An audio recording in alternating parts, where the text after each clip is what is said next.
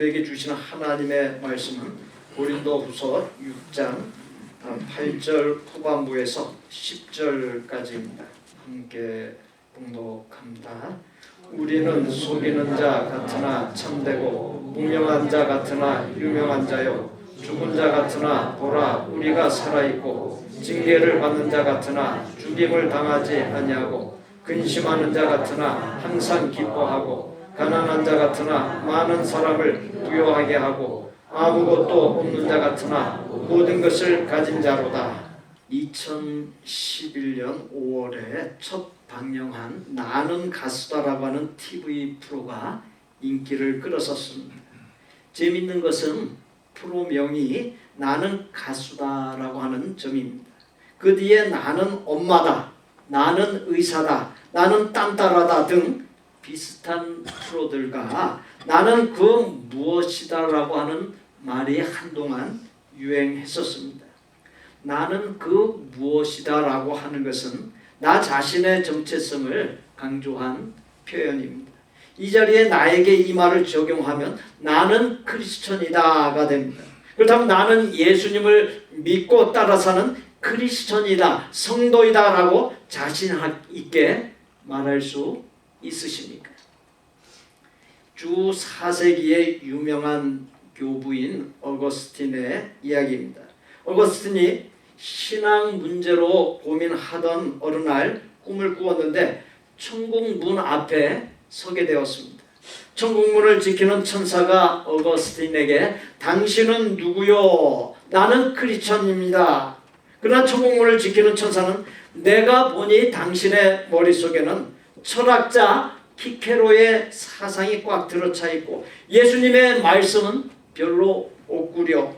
당신은 철학자일지는 모르지만 크리스천은 아니요 하더랍니다. 깜짝 놀라 꿈에서 깨어난 어거스틴은 나는 크리스천이다.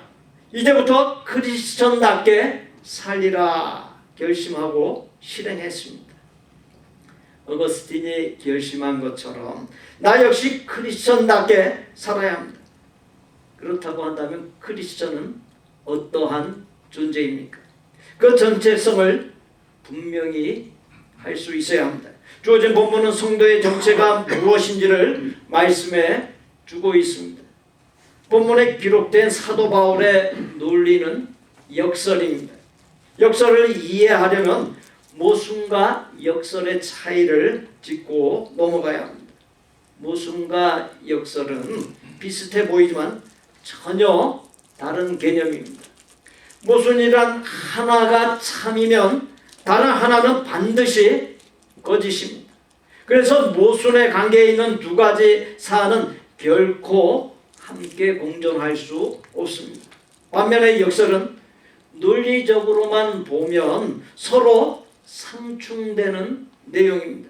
그러나 그 두 가지 가운데 어느 하나라도 없으면 온전한 진리가 성립될 수 없습니다. 그래서 언뜻 상충하는 것처럼 보이는 두 가지 명제를 늘 함께 받아들여야 합니다.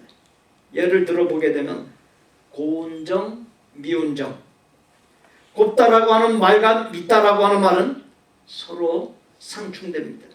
그렇다고 하나만 선택하여 고운정이라고만 하거나 미운정이라고만 하면 전달하고자 하는 의미를 충분히 표현할 수 없고 담아낼 수 없습니다.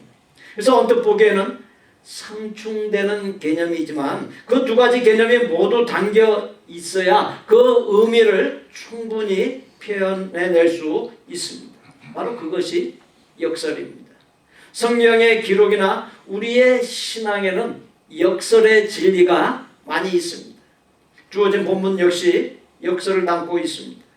8절 후반부에 우리는 속이는 자 같으나 참되고, 이를 쉬운 성경에서 보면 우리는 거짓말쟁이로 취급받았지만 사실은 진리를 말하였습니다.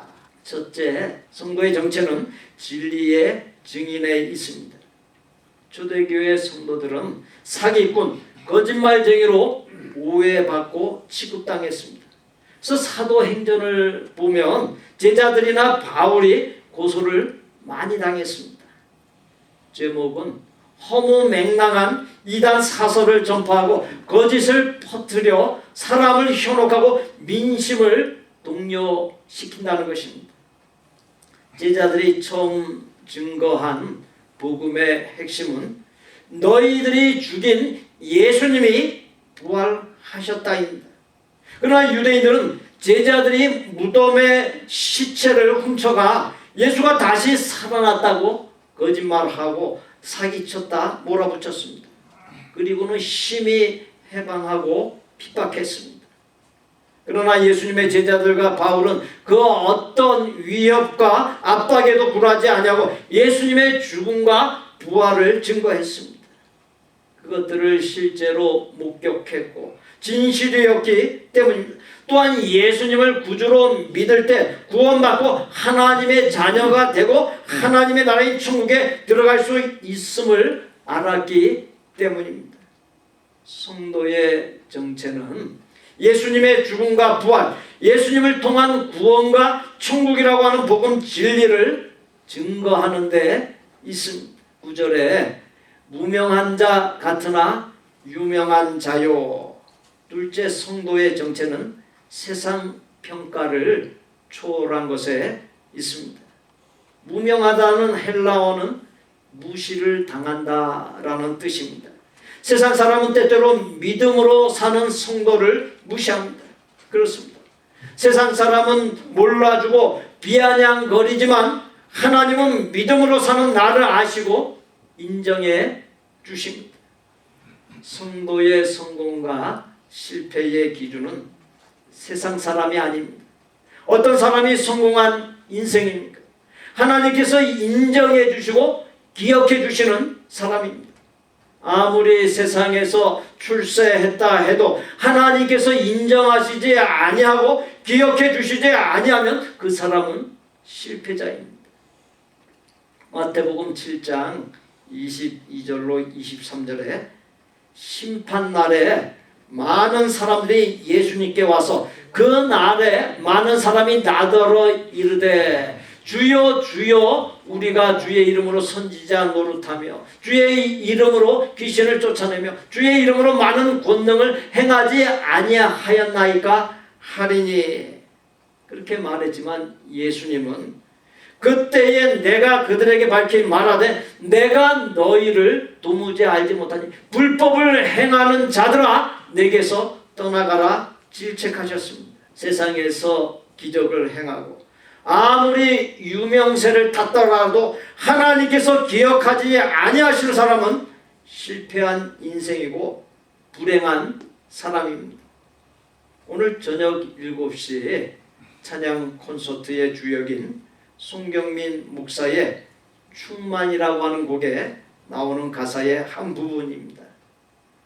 무명이어도 공허하지 않은 것은 예수 안에 난 만족함이라. 화려한 세상 부럽지 않은 것은 난 예수로 충만함이라. 그렇습니다. 예수님 안에 있는 사람은 세상 사람의 세상적 평가에 연연하거나 좌우되지 않습니다. 예수님 안에 있는 것 그 자체가 이 세상의 무엇과도 비교할 수 없고 바꿀 수 없는 최고의 상태이기 때문입니다. 세상에서 돈 없고 힘 없고 인기 없다고 해서 또 세상 사람들의 평가로 절대로 기죽지 마십시오. 어떻게든 하나님께 인정받기를 힘쓰십시오. 9절에 죽은 자 같으나 보라 우리가 살아있고 징계를 받는 자 같으나 죽임을 당하지 아니하고.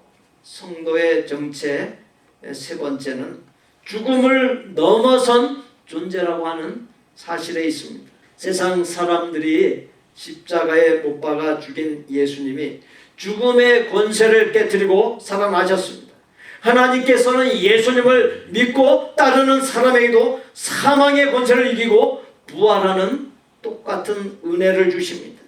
그리고 영원한 복과 즐거움이 있는 하나님의 나라 곧 천국을 허락해 주십니다.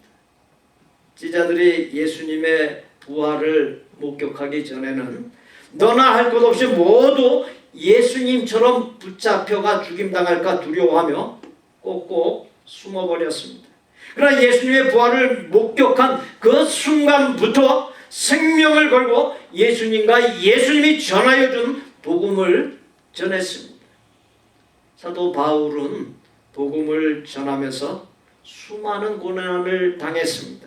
어떤 사람들은 그 고난을 하나님께 벌을 받아 저주를 받아 그렇게 된다 했습니다. 그러나 정작 본인은 고난 속에서도 기뻐 감사하며 하나님을 찬양했고 또 복음 전파를 위해 온 힘을 다했고 고난을 하나님의 징계가 아닌 복으로 여겼습니다.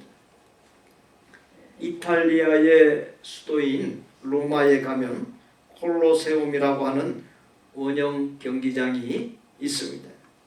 AD 주후 72년 베스파시아누스 황제에 의해 착공되어 아들인 티토 황제가 AD 80년에 완공한 건축물입니다.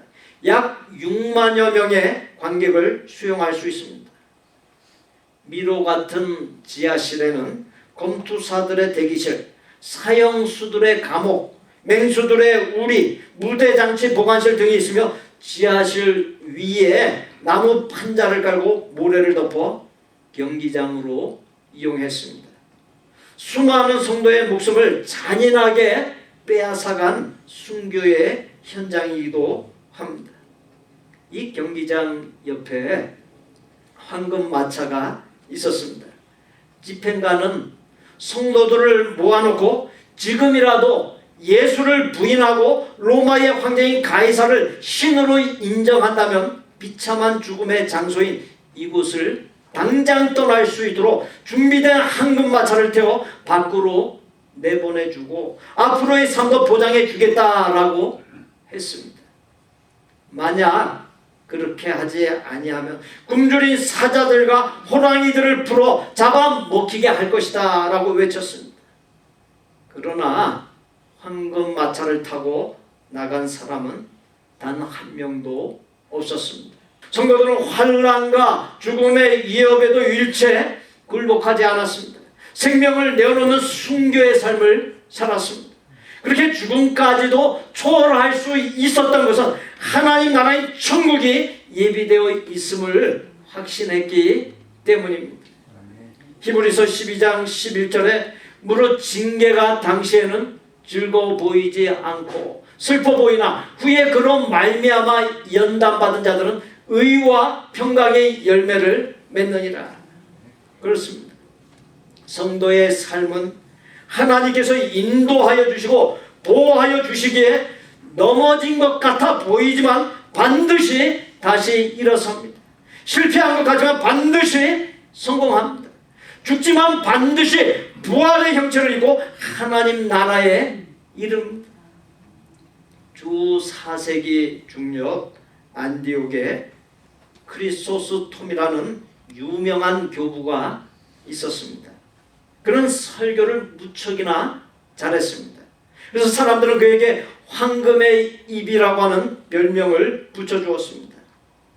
그가 살던 당시에 기독교인들에 대한 핍박이 몰려왔습니다.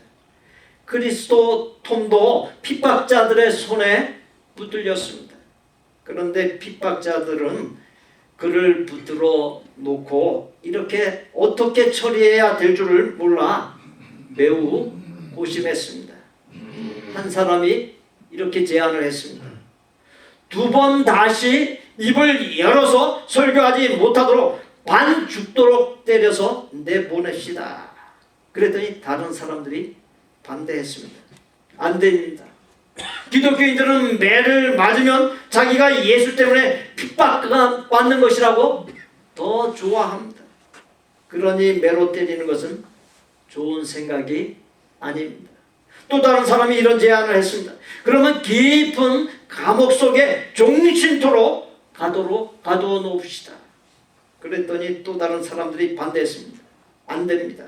그러면 기도에만 전념할 수 있는 좋은 계기가 생겼다고 오히려 좋아할 것입니다.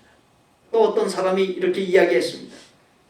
그러면 멀리 유배를 보내어 버립시다. 그랬더니 또 다른 사람들이 반대했습니다. 그렇게 되면 하나님과 깊은 영적인 교제를 나눌 수 있다고 얼마나 좋아하겠습니까? 또 그곳에 가서 자유롭게 복음을 전할 수 있으니 그는 더 좋아할 것입니다. 마지막으로 어떤 사람이 이런 제안을 했습니다. 그러면 이렇게 저렇게 따지지 말고 굶겨 죽이든지 불태워 죽이든지 빨리 처단해 버립시다. 그 의견마저도 사람들이 반대를 했습니다. 안 됩니다. 그러면 그것이야말로 그 사람이 원하는 것이 아니겠습니까? 자기가 예수 때문에 순교했다고 얼마나 기뻐하겠습니까? 사랑하는 성도 여러분, 하나님의 사람은 감히 세상이 감당하지 못할 사람입니다. 그 어떠한 핍박과 시련도 하나님의 사람을 넘어뜨릴 수 없습니다. 송경민 목사의 곡 충만에 나오는 또 다른 가사입니다. 고난 중에도 견뎌낼 수 있는 것은 주의 계획 믿기 때문이라. 실패하여도 일어설 수 있는 것은 예수 안에 있는 오직 나는 승리함이라. 내 몸이 약해도 낙심하지 않는 것은 예수 안에 난 완전함이라. 세상 모든 풍파도 두렵지 않네. 난 예수로 충만하네.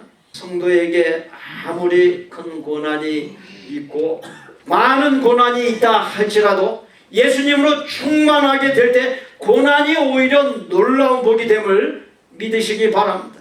성도에게 아무리 큰 고난, 많은 고난이 있다 할지라도 성도가 아무리 못났다 할지라도 하나님께는 존귀한 자녀라고 하는 사실, 하나님께서 늘 관심을 갖고 살펴보시는 하나님의 보배로운 존재라는 사실을 한시라도 잊지 마십시오. 10절에 근심하는 자 같으나 항상 기뻐하고, 성도의 정체 네 번째는 항상 기뻐하는 것에 있습니다. 성도에게도 걱정거리가 있습니다. 예수님을 믿는다고 해서 걱정거리가 없어지지는 않습니다. 그러나 예수님을 믿으면 걱정거리가 예수님 안에서 누리는 기쁨을 빼앗아가지 못합니다. 그래서 근심하는 자 같으나 기뻐하고라고 말했던 것입니다. 잠언 24장 16절에 대저 의인은 7번 넘어질지라도 다시 일어나려니와 악인은 재앙으로 말미암아 엎드려지느니라. 불신앙의 세상 사람들이 한 번도 아닌 7번 넘어지면 어떻게 되겠습니까? 그 어떤 희망도 있을 수 없습니다. 완전히 망하는 것이요 절망만이 남을 뿐이. 불신앙의 세상 사람들처럼 의인도 7번 넘어질 수 있습니다. 성도도 불경기가 오면 불경기를 탑니다. 그러나 성도에게 다른 것은 7번 넘어질지라도 8번째에서 반드시 일어난다는 것이. 왜 그렇습니까? 하나님께서 일으켜 주시기 때문입니다. 우리는 미국 서부 지역의 명물이자 세계적인 명물인 스트라토스피어 호텔에 있는 높은 타워를 잘 알고 있습니다. 타워의 꼭대기에 올라가면 4가지 놀이기구가 있습니다. 타워 위에 치솟아 있는 수직봉을 오르고 내리는 빅샷, 그리고 타워 밖에 창공에서 회전하는 의자인 인사니티, 시소 모양으로 타워 밖으로 기구를 내리치는 엑스스크림, 그리고 타워에서 낙하하는 스카이 점프가 있습니다. 그 4가지 모두 고난도의 놀이기구이기에 몹시 위험해 보이고 보기에 아찔하고 소름이 끼칠 지경입니다. 그러나 사람들은 재미있다고 돈을 주면서까지 그 위험을 즐깁니다. 무엇 때문에 즐길 수 있는 것입니까? 그 위험들이 나를 어떻게 하지 못한다는 것, 그리고 안전하다는 것을 알고 있기 때문입니다. 이처럼 위험도 고난도 나를 삼키지 못한다는 것을 알면 그때부터 그것을 즐길 수 있는 법입니다. 근심하는 자 같으나 항상 기뻐하고, 그것이 어떻게 가능합니까? 예수님 안에 있는 나를 그 어떤 근심도 삼키지 못한다는 것을 알고 있기 때문입니다. 예수 믿어도 어려운 것은 여전히 어렵습니다. 그러나 중요한 것이 바뀌었습니다. 환경은 하나도 바뀐 것이 없지만 그 환경에 부딪혀 사는 내가 바뀐 것이. 사람은 환경의 지배를 받기 마련입니다. 그러나 성도에게 만물의 창조자요 주권자요 전능하신 하나님께서 함께하여 주시기에 환경의 지배를 받지 아니하고 뛰어넘을 수 있습니다. 하나님을 향한 신앙은 사람의 운명을 뛰어넘어 그 운명을 바꾸어 버리고야 많은 힘이 있습니다. 10절에 가난한 자 같으나 많은 사람을 부요하게 하고, 성도의 정체 다섯 번째는 많은 사람을 부요하게 하는 데 있습니다. 살다 보면 마음이 넉넉한 사람이 있고 마음에 여유가 없는 사람이 있습니다. 마음에 여유가 없는 사람은 조그만 일에도 신경질적입니다. 남의 실수를 전혀 이해해 주지 못하고 받아주지도 못합니다. 조그만 기분 나쁜 말을 들어도 속상해하고 되로 받고 말로 갚아주어야 속이 풀립니다. 현대인들이 살아가는 모습을 보노라면 경제적으로 조금 나아졌는지 모르지만 마음은 여전히 극빈자의 모습을 하고 있습니다. 마음에 조금도 여유가 없기 때문입니다. 예수님이 없는 마음, 은혜 받지 못한 마음이 그와 같습니다. 예수님 안에 있는 사람, 은혜 받은 사람은 사소한 일들 때문에 격동하지 않습니다. 알고 보면 만물의 창조자요 주권자요 복의 근원이신 하나님께서 성도인 우리의 아버지이시기에 우리는 그 누구하고도 비교할 수 없는 최고의 부자입니다. 그렇게 성도의 정체는 부자예요. 그러므로 부자답게 살아갈 수 있어야 합니다. 하나님의 구원의 은혜와 사랑과 복을 받아 영적인 부자가 된 우리는 전도 대상자를 정하고 복음을 나누고 하나님께 받은 사랑을 나누고 좋은 것들을 나눌 수 있어야 합니다. 10절에 아무것도 없는 자 같으나 모든 것을 가진 자로다. 성도의 정체 여섯 번째는 모든 것을 가진 것에 있습니다. 성도는 멸망에 이를 죄에서 구원받은 사람이요 천국을 가진 사람이요 영생을 가진 사람입니다. 예수님 안에 있으면 잃어버려도 잃어버린 것이 아닙니다. 즉 사는 동안 그 무엇을 잃어버려 실패하고 가난하게 되고 건강하지 못하고 고난이 있다 할지라도 이미 받은 구원과 천국과 영생으로 인하여 모든 것을 가진 자가 된다는 것입니다. 이 세상의 그 무엇과도 비교할 수 없고 그 무엇과도 바꿀 수 없는 구원과 천국과 영생을 얻었기에 모든 것을 소유한 사람이 되는 것입니다. 봉독한 본문을 한마디로 한다면 성도라고 하는 존재는 예수님 안에서 만족한 삶을 사는 존재다 정리할 수 있습니다. 한 부자가 제안했습니다. 누구든지 자기 삶에 대해 진정으로 만족하고 그 사실을 나에게 입증해 보일 수 있다면 나는 그 사람에게 나의 돈 100만 달러를 캐시로 드리겠습니다. 정해진 날짜와 장소에 수많은 사람이 모여들었습니다. 모두가 하나같이 자기는 정말로 만족한 삶을 살고 있고 더할 나위 없이 행복한 삶을 살고 있다고 주장했습니다. 어떤 사람은 자기의 직업이 너무 좋아서 행복하다 했고 또 어떤 사람은 자기의 가족들이 너무 잘해주기 때문에 만족한 삶을 누린다 주장했습니다. 그러나 그 수많은 사람 가운데 단 한 사람도 부자의 돈 100만 달러를 받아 가지 못했습니다. 그 이유는 부자가 묻는 단 한 가지 질문에 아무도 명쾌한 대답을 하지 못했기 때문입니다.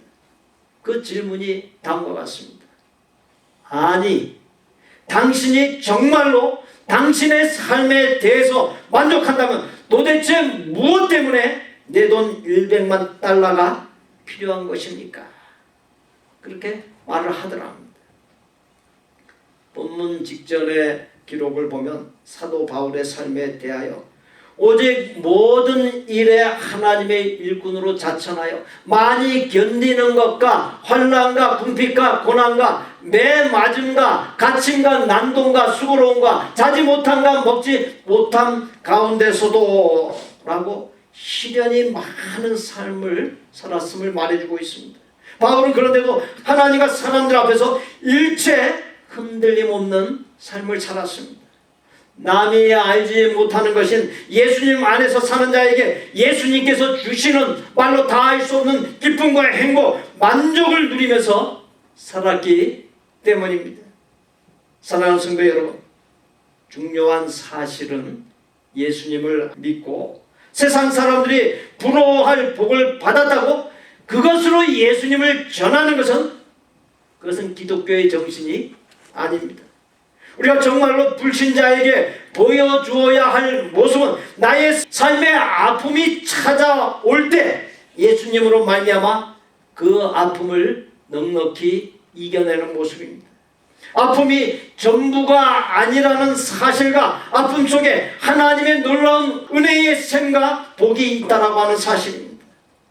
우리의 전도는 바로 그러한 사실들을 통해, 즉 내 삶의 모습을 통해 불신앙의 세상 사람들을 예수님의 은혜의 자리로 초대하는 것이 되어야 합니다.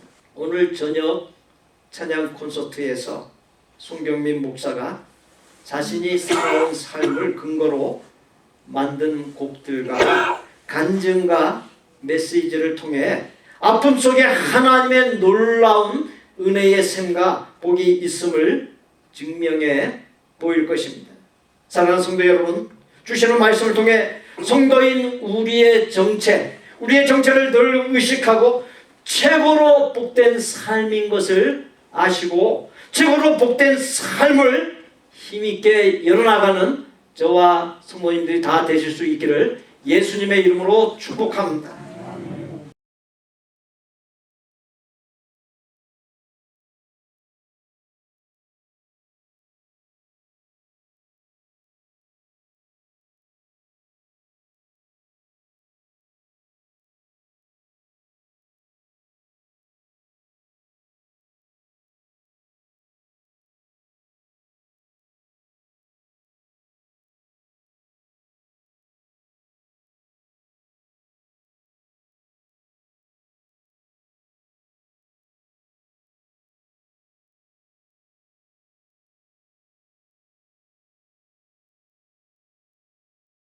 우리 구주 예수 그리스도의 은혜와 아버지 하나님의 거룩하고 완전한 사랑과 성령님의 교통, 내주, 역사하심이 성도인 나의 정체를 따라 언제나 예수님 안에서 살고 예수님과 복음의 증인으로 살고 하나님께 인정받는 삶으로 만족하고 7.8기의 믿음으로 살고 항상 기뻐하고 부요한 자가 되어 만나는 사람들을 부요하게 하고 모든 것을 가진 부족함 없는 자로서 최고로 복된 삶을 살기로 소원하고 작정하는 아름다운 마음의 성도들과 그 가족과 생업과 학업과 대인관계와 미래 위에 우리 복된 교회 신앙 공동체 위에 우리가 사랑을 나누는 곳들과 사역자들 위에